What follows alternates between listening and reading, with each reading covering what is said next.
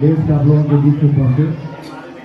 घटना हमारे पंचायत में हो गई थी, जिसकी वजह से हमको लेट हो गया, लेकिन ये प्रोग्राम मैं दिल से खुशी होती है कि अगर कोई तालीम को लेकर के एक इतना अच्छा प्रोग्राम ऑर्गेनाइज किया है और उसको आगे अपने लोगों के लिए, खास के बच्चियों के लिए, उनको आगे बढ़ाने के लिए, समाज में उनको एक रुतबा दिलाने के लिए इतना अच्छा कार्यक्रम उन्होंने बनाया है।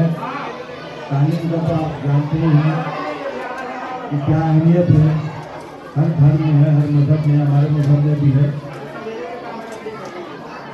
तो उसके लिए उनकी पूरी टीम जो यहाँ बैठी है और भट्टी बाबू सबको बधाई के पात्र हैं। हमारी दुआएं आपके साथ हैं, हमारी जो जरूरत हो हम भी आपके साथ खड़े रहेंगे और दुआ करते हैं कि यहाँ लोग अपना मुस्तकबिल बनाएं, यहाँ के लोग बाहर तक जाएं, अपना नाम करें, मेरठ का नाम करें, नवादा का नाम करें इंशाअल्लाह।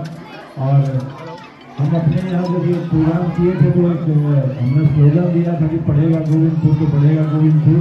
आज इसी के तहत हमको लगता है बंटी बाबू भी सोच रहे होंगे पढ़ेगा मेरठ तो बढ़ेगा मेरठ इंशाअल्लाह।